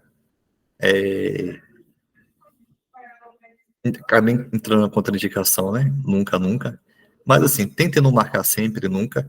E quando a questão ela fala, pode ser, pode ter, gente, ele está abrindo o espectro. Pode ter. De 1 milhão de exames que façam aquilo, se uma tiver aquela alteração, pode ter, então vai ser a resposta. É uma dica que eu usei muito para passar em concurso público. Eu já fiz concurso público, bem concorrido, e eu prestava muita atenção nisso e consegui passar. Concurso federal, concorrência 2.000 para 1, o Brasil inteiro fazendo a prova, e com essas táticas, eu no meio da faculdade de medicina, sem tempo para estudar, usando essas táticas, consegui. Então, se eu conseguir, qualquer um de vocês consegue, tá certo? Letra D. A dose padrão de álcool refere-se a uma quantidade de álcool que varia de acordo com o tipo de bebida alcoólica. Aqui ele quer dizer que, dependendo do tipo de bebida, essa dose ia mudar. Tipo, a quantidade de álcool. Como se fosse assim, o uísque seriam 7 gramas de álcool para ser uma dose padrão. Não. O que vai variar é a quantidade de bebida. Por exemplo, uma lata de cerveja ser equivalente a uma dose de uísque. É isso que varia, é a quantidade da bebida, não a quantidade de álcool na bebida. Eu não sei se essa equivalência que eu fiz está certa, provavelmente não, foi um exemplo. Consumida e usada para avaliar a qualidade do álcool. Não é a qualidade, pessoal. Não é a qualidade, tá certo? Quem avalia a qualidade do álcool é posto de gasolina, não é a gente. Lembra do metanol? Intoxicação por metanol, ele é metabolizado pela álcool desidrogenase, virando ácido fórmico, que leva a um quadro de cegueira, tá certo? E essa cegueira também afeta o sistema nervoso central, da imagem bem típica, em uma hipodensidade nos núcleos da base. E o antídoto é o etanol para você fazer uma inibição competitiva da enzima, né? Ela deixar de metabolizar o metanol em ácido fórmico para metabolizar o etanol em acetaldeído, tá certo? Pode usar também o fomepizole, que é um outro tipo de antídoto também para o metanol. Como o SUSBER gosta tanto de álcool assim, eu acho que eles podem cobrar essa intoxicação por metanol, tá certo? 41, tá acabando. Entre os seguintes sinais e sintomas, especifique o que é considerado o indicador mais forte de dependência física em pacientes com alcoolismo, de acordo com os critérios do DSM-5, que é o Manual Diagnóstico Estatístico de Transtornos Mentais. Galera, um erro muito frequente que eu vejo na prática, principalmente nas UTIs que eu trabalhei, nas emergências, é você pegar um paciente que bebe um corote por dia, interna, e deixa ele lá. Ele vai entrar em abstinência, ele vai evoluir para delírio tremens, tá certo? E isso pode matar ele. E pior de tudo, as pessoas fazem aldol, o que piora ainda mais o quadro da agitação. E eu já vi pacientes perderem a vida assim, dessa forma. Então, toda vez que eu for internar um paciente que ele seja um alcoolista pesado, lembre de colocar um benzodiazepínico. E é para colocar uma dose grande mesmo. É um diazepam 5 miligramas de 8 em 8 horas. Não tenham medo. Porque o benzodiazepínico, ele vai agir ali na mesma região em que o álcool agiria e vai diminuir esses sintomas de dependência. Se for um paciente tabagista, você pode colocar adesivos de nicotina. Tem de 7, de 14, acho que tem de 21. Aí você vai reduzindo. Nunca deixe o paciente internado, se ele é usuário de drogas, sem você colocar algo ali para poder diminuir a dependência física dele, tá certo? Aqui em São Paulo está tendo a dependência de K9, em que as pessoas estão colocando fentanil, então está chegando muita parada cardiorrespiratória ou parada respiratória, e que a gente faz a naloxona e reveste muito rápido, e o paciente fica muito agitado, e às vezes você não consegue conter, é uma coisa horrível. E o que eu faço, eu coloco uma dose mínima de opioide, bem fraquinha, para ele acalmar, porque a gente tenta benzodiazepínico, tenta fazer várias coisas e não adianta. Então, eu percebi que com o opioide fraco, bem fraquinho mesmo ali, um cheirinho, é o que acalmava a pessoa, tá certo? Então, como eu falei do delírio tremens, né, que a pessoa delira e começa a ter tremor, olha o que tem aqui, tremor nas mãos e sudorese excessiva. É assim que eu encontro o paciente que faz uso exagerado de álcool e que é internado e que a gente não repõe. Claro que a gente não vai repor o álcool, mas que não toma uma atitude. Eles entram em uma abstinência compulsória, então eles ficam assim mesmo. É uma sudorese de molhar o lençol. Náuseas e vômitos após o consumo de álcool, não. Se fosse assim, a pessoa nem usaria o álcool, né? Já pensou se o sinal de abstinência fosse ficar enjoado? Quem usar? Para quê? Aumento da tolerância ao álcool com aumento progressivo do consumo, isso não é o indicador mais forte, porque isso acontece com todo mundo. A tendência é quanto mais você bebe, mais você fica resistente. Dificuldade em cortar ou controlar o consumo de álcool não é um indicador também mais forte de dependência física. Pense, entre uma condição psicológica e uma condição física, galera. A condição física é muito mais. A pessoa está tremendo, está tendo sudorese, está alucinando. Entre você marcar isso, entre você escolher, entre essa resposta de ser um indicador mais forte, ou marcar em que a pessoa tem dificuldade em parar porque ela perdeu o emprego, ou sei lá, vá na que é mais dramática, que é a letra A. Ele descreveu aqui o delírio tremens, tá certo? Só faltou delírio. Indica o fármaco com base na produção de efeitos adversos após consumo, ele quer o efeito antabuse, gerando estímulo negativo, que quando a pessoa ela toma um remédio e bebe, ela tem uma ressaca horrível, inclusive isso é proscrito fazer, tá certo? Porque tem pessoas que realmente passam mal por causa disso. É utilizado para reduzir a vontade de beber em pacientes com alcoolismo. Ele não reduz a vontade de beber, que a pessoa ela passa mal depois que bebe. E tem medicamentos que reduzem a vontade de beber, tá certo? E o nome desse remédio, pessoal, é o disulfiram, tá certo? Que é o efeito antabuse. Da hepatite alcoólica, só uma coisa da decoreba, caso caia, lembra que o TGO aumenta mais do que o TGP, porque para você metabolizar o TGP, você precisa de vitamina B1 e você precisa de coisas que o álcool, como deixa a pessoa desnutrida, não tem, tá certo? Por isso que o TGO aumenta mais. Lembrar também que você tem o score de Madre, que é para indicar colocar ou não o corticoide, tá certo? E tem o índice de Lilly, que é para poder cheirar o corticoide, para tratar a hepatite alcoólica, tá certo? A 43, a 44, 45. É como eu falei, né? É a questão aqui que o farmacêutico fez o contratado lá pelo SUS Bahia. As comissões hospitalares são grupos de trabalho multidisciplinares que visam aprimorar a qualidade dos serviços prestados pelos hospitais no Brasil. Existem várias comissões hospitalares obrigatórias, previstas em lei, e desempenham um papel fundamental na gestão de saúde. Aí ele pergunta, em relação à composição de uma comissão de controle de infecção hospitalar, CCH, pode-se afirmar. A CCH deve ser composta minimamente por um médico infectologista, uma vez que esses profissionais têm expertise necessária para lidar com a prevenção e o controle de infecção. É uma questão muito centrada no médico, e aqui a gente já vê que o próprio texto fala que é uma comissão multidisciplinar. A gente não marcada a letra A, né? Tá na cara que quem fez isso aqui foi uma pessoa da equipe multi. Para quem já trabalha no hospital, para quem está internado, sempre vê que sempre é um enfermeiro ou alguém assim que é a pessoa do CCH que vai lá fiscalizar se você está com a dor, vai falar de alguma coisa, do seu cabelo que não está preso.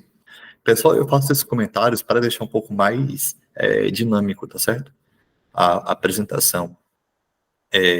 A CCH deve ser obrigatoriamente, ou a palavra obrigatoriamente, e aqui em cima também tem obrigatórias, comissões hospitalares obrigatórias, previstas em lei. Então, se é previsto em lei, galera, é porque é obrigatório mesmo, não é opcional não, tá certo? Obrigatoriamente composta por profissionais de diferentes áreas, como enfermagem, farmácia, microbiologia, entre outras, deixando bem representativa, a fim de garantir uma abordagem multidisciplinar, ou trabalho multidisciplinar. É uma questão que poderia cair no Enem, tá certo? A CCH deve ser formada por profissionais do hospital em questão, excluindo a participação de membros da comunidade externa, já que a CCH participa dos processos de gestão. Também está errada, tá certo? A CCH não tem olha a palavra aqui forte, excluindo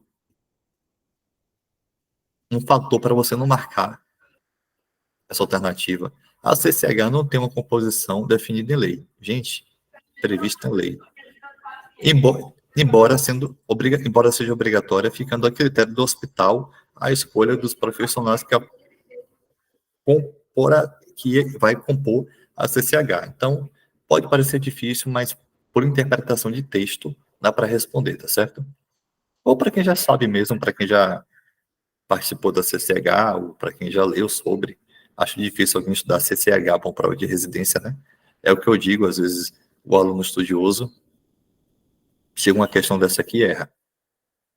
Indique entre as comissões citadas aqui pela investigação no Brasil deve ser obrigatoriamente presente e atuante nos hospitais. Aí tem aqui comissão de farmácia terapêutica, comissão de humanização hospitalar, comissão de qualidade e segurança do paciente, comissão de revisão de prontuário médico. Eu já participei dessa D aqui. Galera, na minha opinião, fazendo essa questão, todas eram corretas. Todas. Eu fiquei assim, nossa, eu vou ter que chutar uma. Até que uma aluna minha falou assim, Joab, você não disse que tem um farmacêutico fazendo a prova? Pelo que você observou? Porque eu fiz prova no Brasil inteiro e raramente cai, quase nunca cai sem assistência farmacêutica. SUS Bahia todo ano cai. Então, obviamente, tem um farmacêutico fazendo questão. Ela me disse isso. Então, se for para chutar alguma, por que não chuta da farmácia? E qual é a resposta?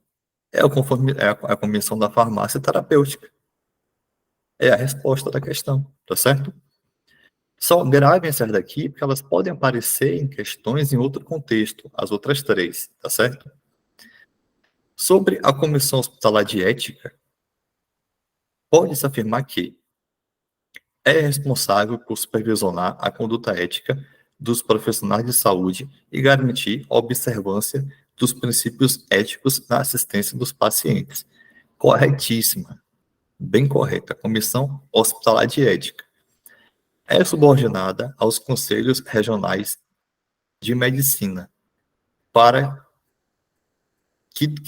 pois, dará fundamentos aos processos éticos profissionais da categoria. Galera, é comissão hospitalar de ética, não é comissão médica de ética, não tem que estar subordinada ao conselho de medicina. Olha como a questão foi feita por uma pessoa da equipe multi que quer sempre jogar você para marcar uma questão que valoriza o médico, tá certo?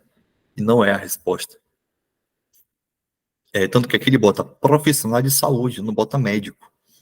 É uma comissão opcional nos hospitais, podendo ser implementada a critério da instituição. Provavelmente não, pessoal. Ele está aqui se referindo a comissões previstas em leis. E, obviamente, vai ter uma comissão hospitalar de ética no hospital. Sempre tem, tá certo? E na letra D, é uma pegadinha que ele bota, tem um papel relevante na aprovação dos projetos de pesquisas desenvolvidos nas unidades hospitalares, sendo vinculados ao Conselho Nacional de Ética em Pesquisa, tá certo? Isso aqui ele quis se confundir com aquela comissão do Comitê de Ética e Pesquisa, do CEP. Quis fazer um trocadilho aí. Galera, espero que tenham gostado. Eu tenho essa prova digitalizada, não está tudo arriscada, mas eu quis mostrar assim para eu provar para vocês que realmente é uma prova da Strix, porque eu tenho outra também que eu emprestei o papel de digitalizar, e algumas pessoas falaram que eu poderia estar inventando a prova, tá certo? Então, eu tenho ela digitalizada, tenho outras também. Espero que tenham gostado, que tenham gostado da minha maneira de abordar as questões. Nunca desistam das questões, tá certo? Tente responder cada uma, tudo tem seu propósito, tudo tem sua lógica. Cada palavra no enunciado tem a sua razão para estar ali. Como eu disse, se vocês quiserem mais aulas como essa, com essa análise crítica das questões, e de uma forma de responder questão, sem necessariamente saber o assunto,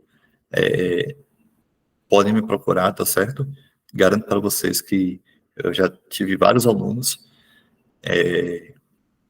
neste ano para o SUS Bahia, eu tive muito feedback. Se alguém aqui tiver com dúvida, tem uma referência, tá certo? Espero que tenham gostado. Eu já coloquei 2 correções de provas de R3, de ginecologia e de cirurgia, no YouTube, tá certo? Vocês podem assistir também, podem ajudar. Mas quem quiser mais conteúdo como esse, mais prova para treinar, para vocês gabaritarem o PSU, acertarem acho que são 75 questões, ou 60 questões, e passar onde vocês quiserem, escolher os toques que quiserem, principalmente os que querem área concorrida, podem contar comigo, porque além de eu prestar esse material, eu presto também apoio para quem precisar. Então, eu fico 24 horas no celular, respondendo dúvida, ajudando, enfim. Espero que tenham gostado, tá certo? Eu vou finalizar aqui a apresentação e vou botar no grupo para vocês, tá certo? Então, uma boa noite, então uma boa tarde aí, fiquem com Deus.